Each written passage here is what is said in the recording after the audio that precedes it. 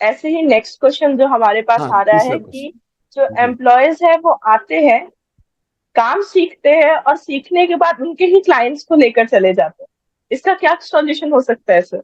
Very good, बहुत बढ़िया। तो ये तीसरा प्रश्न भी बहुत अच्छा है कि हम एम्प्लॉयज को मैनेजमेंट कैसे करें। तो पहले जमाने में उसको मैनेजमेंट बोलते थे, आज के टाइम में उसको एम्पावरमेंट बोलते हैं। तो हमने आज 3 क्वेश्चन पे बात किया। पहला क्वेश्चन था कि हम लोगों को रिक्रूट कैसे करें, हायर कैसे करें। दूसरा क्वेश्चन था कि हम लोगों को जो है उनको ऑन बोर्ड कैसे करें। ठीक है, उनको जो है काम वो कैसे करते हैं, उनको कैसे काम सिखाएं। और दूसरा, वो टिके कैसे, रिटेन कैसे करें। तीसरा जो है कि हम उसको मैनेज कैसे करें, एम्पावर कैसे करें। देखिए, मैं आपको बताऊं कि ज़्यादातर जो टैलेंट हैं हमारे किसी भी संस्था में आते हैं, तो वो टिकते कैसे हैं लंबे समय तक, है ना। और उसके बाद सबसे बड़ी बात यह है कि उनको टिकाने के लिए क्या क्या करना पड़ता है। ये हम लोग जो है मैनेजमेंट में सीखते हैं, एम्प्लॉय मैनेजमेंट में। पहले एम्प्लॉय मैनेजमेंट भी ये होता था, उसे काम दिया जाता था, ये काम तुम्हें करना है, ये काम तुम्हें करना है, ये काम तुम्हें करना है। लेकिन आज जो है तरीके बदल गए हैं। आज हम लोग उसको एम्पावर करते हैं कि आप काम डिसाइड करो। देखिए, हमारे सेल्स में ये हमारा स्टैंडर्ड प्रोसीजर है, आप कैसे करोगे। तो जब कोई व्यक्ति खुद जिम्मेदारी लेता है तो वो ज्यादा अच्छे से करता है। और उसको हम बोलते हैं वेरी गुड, आपने डिसाइड किया था इतना टारगेट आप अचीव करेंगे, आप इतना प्रॉफिट कमाएंगे अपने लिए, तो हमारी संस्था का प्रॉफिट अपने आप हो जाएगा। तो हम उसे किस तरह से काम डेलीगेट करते हैं, ये बहुत इंपॉर्टेंट बात है। तो ये एक ट्रेनिंग का विषय है कि हम लोगों को सिखाएं कि वो डेलीगेट कैसे काम करें। और दूसरी बात ये सबसे महत्वपूर्ण है कि हम उनको सिखाते हैं कि किस तरह से वो जो है बाकी के साथ को वर्कर के साथ रहें, एक अच्छा कल्चर कैसे हो। मैं आपको बताऊं, एक मैस्लो की थ्योरी है जो बहुत फेमस थ्योरी है, वो एम्प्लॉयज के ऊपर बताते हैं कि जब भी कोई एम्प्लॉयज नया होता है, यानी एक ऐसा व्यक्ति जिसके पास कुछ भी अभी खाने के लिए नहीं है, यानी उसके पास ज्यादा पैसे नहीं है, तो वो क्या करता है, अपनी फिजिकल नीड के लिए काम करता है। उसे लगता है कि मेरा रोटी कपड़ा और मकान का इंतजाम हो जाए तो मेरे लिए बहुत बढ़िया रहेगा। तो पहली स्टेज है, इसीलिए काम करता है आदमी, की उसकी बेसिक नीड पूरी हो जाए।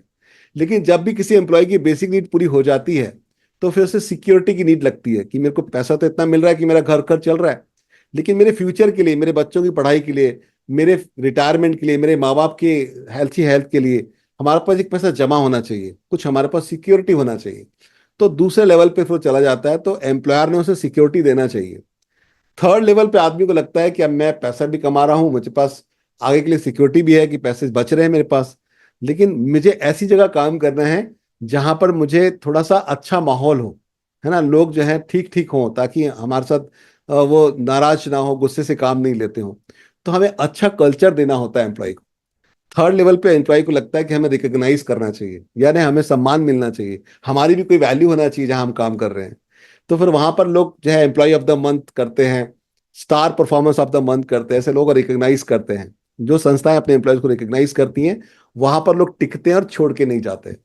पांचवी और फाइनल नीड एम्प्लॉयज की होती है, वो होती है कि जो एम्प्लॉय चाहते हैं कि वो उनको इंडिपेंडेंट वर्क करने दिया जाए, यानी उनको किसी किसी चीज का हेड बना दो, उसके अंडर में लोग हो जाएं, तो वो बहुत अच्छा फील करते हैं, स्वतंत्र रूप से एक प्रभार मिल जाए काम करने का। तो ये मैस्लो की थ्योरी हर व्यापारिक इसमें काम करती है कि हमें इस तरह का ध्यान रखना चाहिए कि हमारे एम्प्लॉयज को हर लेवल पर कुछ ना कुछ जो है चाहिए, जिसकी रिक्वायरमेंट पूरी करते हैं। अगर हम उसको पूरा करते हैं, इस तरह से टास्क को अलाइन करते हैं, बांटते हैं, तो लोग जो है एम्पावर होते हैं और अच्छा काम करते हैं। ज्यादातर जितने बड़े बिजनेसमैन हैं वहां पर आप देख रहे हैं कि मालिक कभी जाता नहीं है। आपने कभी सुना है टाटा अंबानी अडानीज अपने बिजनेस में कहीं जा रहे हैं या शटर खोल रहे हैं दुकान का? नहीं। उन्होंने अपने एक एसओपी बना दिया है ना, स्टैंडर्ड एक प्रोसीजर है उनका। वो लोगों को एक काम बांट देते हैं और फिर काम को ट्रैक करते हैं, उनका एक सिस्टम बना हुआ है। और वहां पर लोग ओनरशिप की तरह काम करते हैं। चांदनी, आपको हैरानी होगी ये जानकर कि जितने व्यापारी हैं ना, जितने बड़े बिजनेसमैन हैं, उनके यहाँ जितने लोग काम करते हैं, वो अपना काम समझ के करते हैं, दिल से करते हैं, और पूरा का पूरा जो सिस्टम है उसको फॉलो करते हैं, रिपोर्ट करते हैं, अच्छे से रिपोर्टिंग बनाते हैं। इससे काम होता है।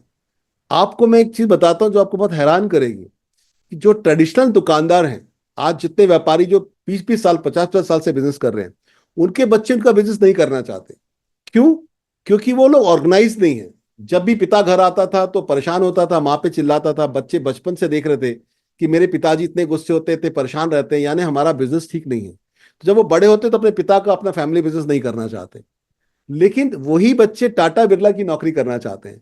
क्यों? क्योंकि वो बिजनेस टाटा बिरला जो कर रहे हैं ऑर्गेनाइज वे में कर रहे हैं।